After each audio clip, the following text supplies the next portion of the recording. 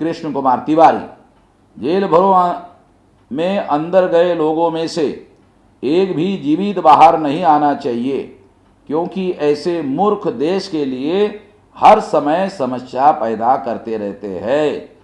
ब्राह्मण इस देश के मूल निवासी नहीं है तिवारी जी, ध्यान रखिए।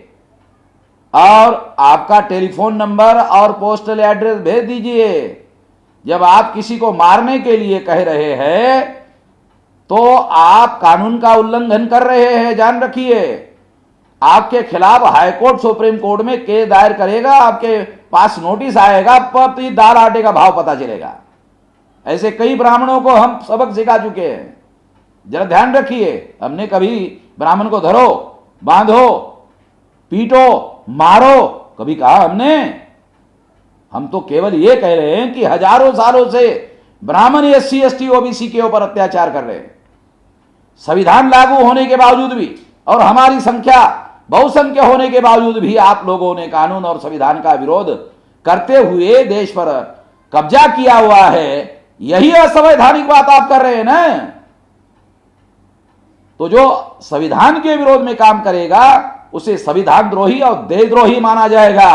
तिवारी जी जरा ध्यान रखिए। राज टीवी, वामन मेश्राम जी, क्या तुमने उन मजदूरों की जाति का पता कर लिया?